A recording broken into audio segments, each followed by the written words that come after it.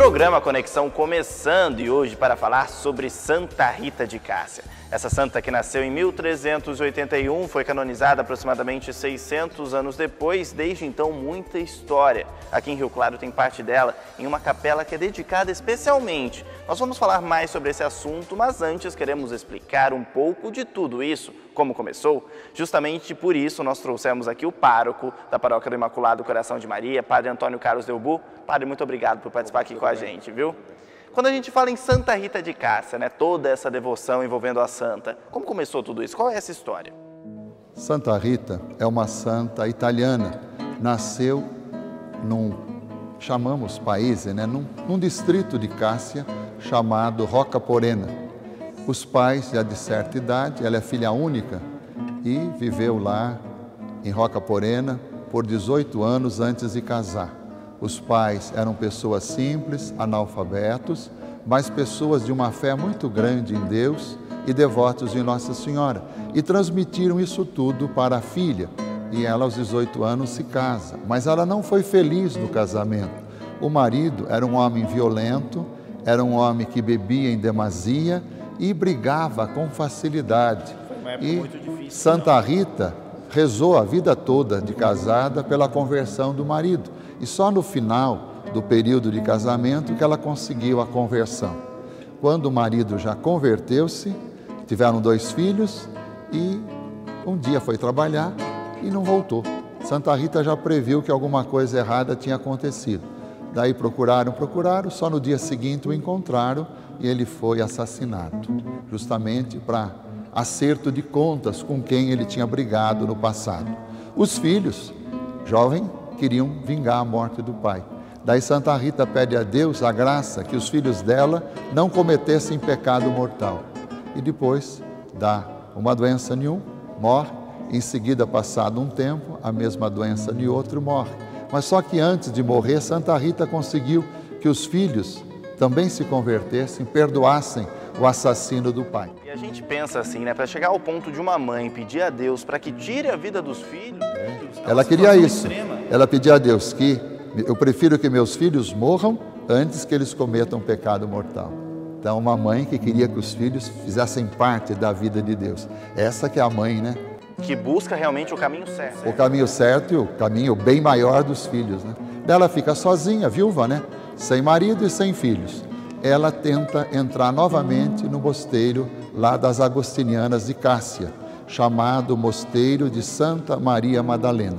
E, no final da vida, os últimos 15 anos, numa sexta-feira santa, ela se comoveu com a homilia que o padre, que estava pregando, falando sobre os sofrimentos e a morte de Jesus.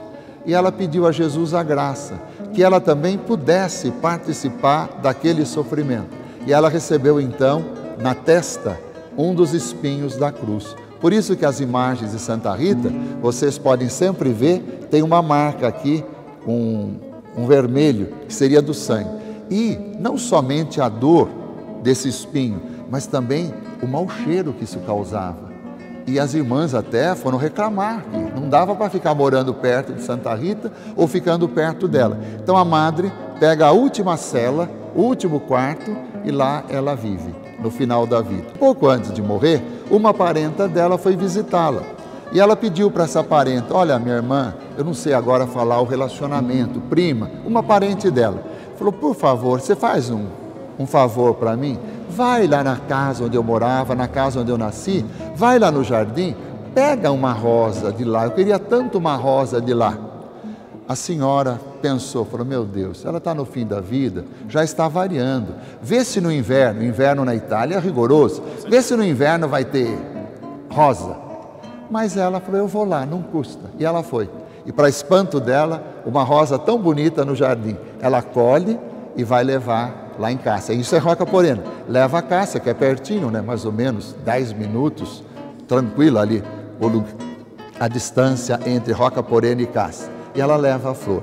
E é interessante que quando Santa Rita morre, começa aquele sinal ali, que era um mau cheiro, começa a exalar um perfume de rosa. E esse cheiro, e toda a cidade ali, que já conheciam, sabiam da fama de santidade dela, todos começam a correr. Santa Rita morreu, e vão lá.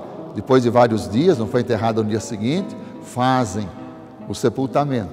E quando foi começar o processo para beatificá-la, que foi bastante ano depois, quando abrem, é a grande surpresa, o corpo dela está incólume, o corpo dela está intacto. E hoje, por exemplo, quem vai lá, qualquer um que visita a Basílica de Santa Rita em Cássia, está lá exposto e a gente pode ver assim, fica perto do corpo dela e vê que está dormindo, a aparência que dá. Ela foi filha, esposa, mãe, viúva e religiosa. Então, uma mulher completa. E ela sempre consegue graças junto de Deus, né? Que recado o senhor acredita que Santa Rita quer nos passar ainda hoje? A gente está falando de uma história que começou em 1300. Hoje, em 2017, que tipo de reflexo isso ainda tem? Acho que o exemplo de Santa Rita, a santidade dela é isso. Apesar dos sofrimentos, apesar das dificuldades, vale a pena trilhar o caminho de Deus. O Pai comum nosso nunca nos desampara, sempre estende a mão, sempre está dando uma nova chance, uma nova possibilidade. Então, que Santa Rita interceda a Deus por todos nós. Amém. Certo, Padre, muito obrigado por participar aqui conosco. Muito obrigado. E olha, a gente vai continuar falando sobre esse amor todo, falando mais sobre todos esses sentimentos, até porque, mais uma vez, esse é o tema do Papa Francisco no nosso bate-papo. Vamos acompanhar.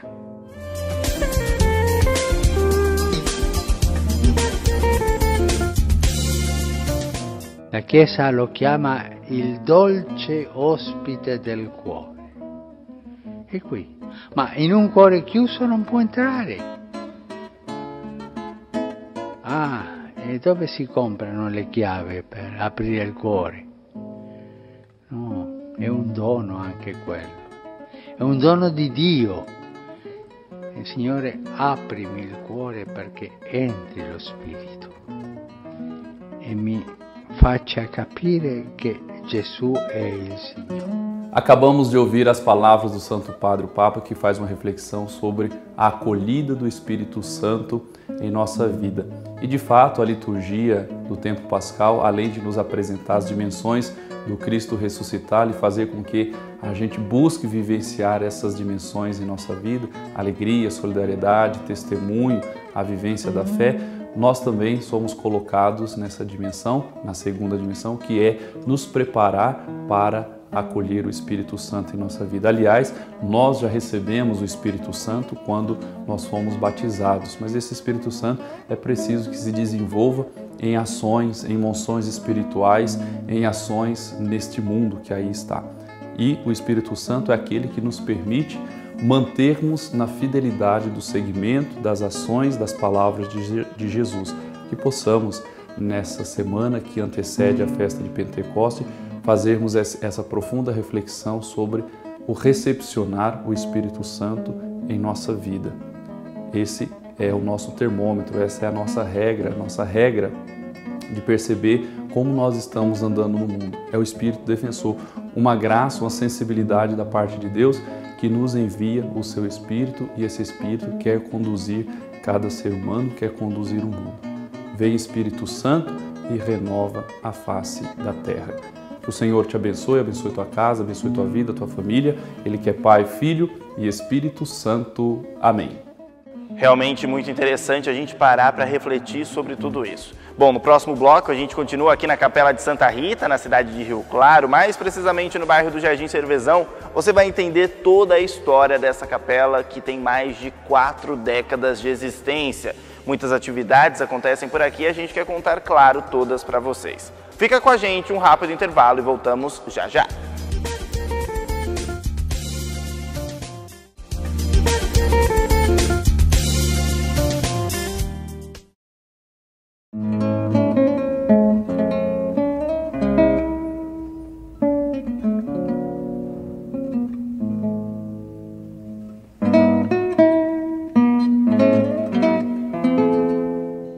Programa Conexão de volta, hoje direto da Capela de Santa Rita, no bairro Jardim Cervezão, e vamos falar mais dos trabalhos daqui. Mas antes eu quero te lembrar de uma coisa que sempre comentamos aqui no programa. Não tá fácil para ninguém, né? Mas se cada um fizer a sua parte, é claro que fica bem melhor. Já parou para pensar nisso? O irmão Eli vem comentar com a gente sobre esse assunto. Santo Antônio Maria Claret foi o homem da caridade. Nós estamos vivendo o mês de maio. Maria, a mãe de Jesus. Aquela mulher que se alegrou com aqueles discípulos medrosos na manhã da ressurreição de Jesus. Santo Antônio Maria Claret comunicava porque ele sentia a necessidade, como ele mesmo dizia, de incender todo o mundo no fogo do amor divino, que nada mais é do que nós vivermos a caridade entre nós. Viver a caridade num mundo de hoje que os valores se contrapõem, aonde a humanidade vai perdendo o sentido da vivência, da fraternidade, do amor, da caridade, do perdão, da compreensão e da fraternidade.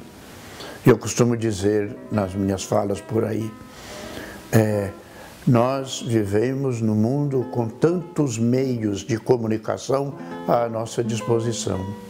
E muitas vezes até dentro da nossa própria casa, dentro da nossa família, nós negamos a palavra uns aos outros. E falta muitas vezes em nós essa sensibilidade para vivermos em comunidade. E viver em comunidade é justamente viver a caridade, porque Deus não nos quis iguais. E o valor de cada pessoa é próprio de cada pessoa. E como Deus não nos quis iguais, nós precisamos ver nas diferenças um do outro uma riqueza. Riqueza esta que somos levados a construir fraternidade dentro da adversidade. Que Maria, a mãe de Jesus, ela que soube vivenciar com viver com tantas dificuldades no caminho que Deus tinha traçado para ela. E que é exemplo de Santo Antônio Maria Claret, que soube viver a caridade, como ele dizia, é a caridade de Cristo que me impulsiona, tirada de uma frase do apóstolo Paulo. Que todos nós saibamos vivenciar o tempo de graça que é a nossa vida, no amor, no perdão e na fraternidade. Santo Antônio Maria Claret e Coração de Maria, rogai por nós. Continuamos falando então aqui da comunidade de Santa Rita de Cássia. Estamos aqui agora com a dona Neuza, porque olha, se tem uma mulher que conhece de verdade a história dessa comunidade, é a senhora, né, dona Neuza? Muito obrigado por estar aqui com a gente, viu? A senhora está aqui desde o começo. A gente falou que essa capela tem 42 anos de existência. A senhora está aqui desde o começo, né? Desde o começo. Como que foi esse início, 4 décadas atrás? Como que foi todo esse desenvolver aqui da comunidade? Bastante trabalho, mas a gente tinha o sonho de ter a capela aqui, né? Então foi muito trabalho, festa, pedindo doação. A gente tinha um livro de ouro que a gente ia pedir nas lojas, eles marcavam o nome lá, o valor da doação. Então foi assim com muito trabalho, festa o mês todo mês de maio, o mês todinho fazia festa. E antes, no começo, há 40 anos atrás, a gente não tinha essa estrutura toda, né? Tem terreno, tinha o quê aqui? Tinha um terreno só tinha um terreno. Então a festa fazia na casa da Dona Isabel e na minha casa. A gente fazia lá, assava o frango na minha casa e trazia aqui, fazia o quentão lá, esquentava o quentão aqui. E assim foi, e enchia não tinha quase festa por aqui, porque era a primeira capela. Então enchia que não podia andar no pátio da igreja. A primeira vez foi esse terreno, a gente ganhou. Depois, nós trabalhando, fazendo festa, nós já compramos outro do lado aí. E daí vocês deram início a tudo isso, então, com muita dificuldade na época, que nem energia elétrica tinha? Não, a gente, era tudo lamparina e lampião. Não tinha. Terra, asfalto, não tinha. E daí vocês trouxeram encaminhada de lá até aqui a santa? Veio bastante gente, uma procissão. Todas as crianças vestidas de anjo. E daí vocês montaram ali meio que precariamente mesmo a primeira missa? Foi a primeira, aqui em frente aí. Então nós apoiamos, os homens esticou os lençol, uns panos brancos, a gente enfeitou todos aqueles lençol e ponhamos a mesa que veio de lá e arrumamos do jeito que nós podíamos, né? Que não podia nem muito comprar flor, nada. Era assim, mas a gente fez com muito amor e está aí até hoje. A gente tem amor demais nisso daqui. E daí, depois disso, vocês até chegaram a construir uma capelinha aqui, né? Como que foi o processo de evolução até a gente chegar nessa estrutura que a gente tem hoje? Não, aí os homens, né, aí depois da primeira quermesse, eles já começaram. Fez bem pequenininha, pequena mesmo. Aqui no fundo já tinha a cozinha e um banheirinho. Eles fizeram porque, como é que a gente ia fazer, né, as coisas? Aí dali jogaram para frente, mais pequena, quadradinha assim, acho que tinha uma meia dúzia de bancos só. O banco veio lá da Aparecida. E aí já começou a crescer, né? Aí a missa, na época, a missa era uma vez por mês, todo segundo domingo do mês. Mas só que nós reunia todo domingo, rezar o terço, fazer um circo bíblico, dia domingo de manhã. E tinha catequese, né? Aí já começou a catequese, mas mesmo assim continuou a catequese na casa da Dona Isabel e na minha casa, porque aqui era pequeno ainda. E mais 2 casas aqui aí para cima também, que as crianças de lá já começaram a ir lá. Aí depois, logo, na outra quermesse, já os homens, né? Meu marido, os homens daquela época, bastante já faleceu. O meu também. Aí começou e aumentou ela para frente. Aí depois, na outra reforma, esticou ela do lado, um pouco. E assim foi. Aí ficou sem forro, sem nada. O chão só lajota. Aí depois que veio uma outra coordenadora, aí ela falou, vamos forrar, né? Aí vamos trabalhar. Aí nós começamos a trabalhar, forramos. E assim foi sempre com dificuldade. Aí nós fazíamos a festa do mês inteiro, mas a gente fazia alguma promoção durante o ano. Coxinha, fazia tarde pizza, fazia canjica. Até chegar no ponto que a gente tiver essa estrutura aqui hoje. Mas todo mês o padre liberou. Todos os meses a gente não tinha o dízimo, não tinha implantado o dízimo ainda. Era assim, nós fazíamos as promoções. Mas olha, a história ela continua viva, independente disso, até porque, segredo para vocês que estão vendo o programa, a toalha que fica no altar e a imagem que fica aqui são as mesmas de 40 anos atrás, quando teve a primeira missa, quando isso aqui não tinha nada, era só um terreno. Mantém essa tradição ainda, né, Dona Neuza? Mantém, nossa. E mantém. Essa toalha, ela rasgou toda a renda, porque a gente lava, a renda vai e rasga, né? Aí quando foi agora, acho que um ano mais ou menos, aí ganhei umas rendas, aí eu dei para minha colega ponhar. Eu falei, pelo amor de Deus, ela falou, Neuza, não presta mais. Eu falei, não, pelo amor de Deus, essa toalha tem que ficar aí enquanto estiver viva. E a senhora tem os ciúmes dessa toalha que só por Deus, né? Eu tenho. Tá certo, mas é muito bacana a gente acompanhar toda essa história, toda essa evolução. Muito obrigado por conversar com a gente e contar um pouco mais sobre isso, viu? Obrigada. Parabéns por toda a história de vocês. Ela me protege, essa santa aí. Com toda certeza, toda a comunidade aqui do bairro. Inclusive, a gente continua falando sobre o trabalho desenvolvido por aqui, até porque tem mais gente aqui nos bastidores, fazendo com que a comunidade continue se desenvolvendo. Nós conversamos com um deles, o coordenador daqui, ele conta mais de todos os trabalhos desenvolvidos. Veja só. Aqui na Capela Santa Rita de Cássia, além de todo domingo, né, que é o essencial da nossa religião, tem a missa às 18 horas. Nós temos de segunda-feira, às 19h30, a Legião de Maria, onde algum grupo de pessoas se reúne, né, para rezar o terço, e eles desenvolvem um trabalho de voluntariado na Santa Casa, né, auxiliando os doentes na alimentação, e eles rezam o terço toda segunda-feira. Na terça-feira, nós temos aqui, acontece na capela, o ensaio dos corais, né, o coral que canta na missa, vem aqui toda terça-feira, às 20 horas, ensaiar, né, a missa do domingo seguinte. De quarta-feira nós temos o grupo de oração, que é a Renovação Carismática, né, que está presente aí na nossa igreja. Então ele se reúne aqui às 19h30 de quarta-feira. Na sexta-feira nós temos os vicentinos, que tem a turma dos vicentinos que arrecada alimentos durante as missas, para dar aos pobres necessitados que procuram a igreja, né? Então eles visitam as pessoas que vêm aqui pedir auxílio com alimentação, não só alimentação, porque se precisa pagar aluguel, água, luz, remédio, essas coisas, os vicentinos vai atrás para ajudar os pobres. No sábado tem o grupo de no domingo, né, após a missa tem o grupo de jovens, que os jovens se reúnem aqui para conversar, rezar, fazer algumas atividades. Eles já foram visitar a aldeia das crianças aqui de Rio Claro, já arrecadaram brinquedos para levar no Natal para eles, e tem a catequese no domingo de manhã. Vale a pena, porque é gratificante, né? A gente não faz por dinheiro, né? Porque a gente é voluntário, a gente não ganha, é tudo por amor mesmo. E o programa Conexão de hoje vai ficando por aqui. Muito obrigado a todos vocês que nos acompanharam mais uma vez e já sabe, para rever esta ou outras edições, acesse o nosso site tvclaré.com. Tenham todos uma excelente semana e temos um encontro marcado mais uma vez, sábado que vem, às 10 da manhã. Até lá, tchau!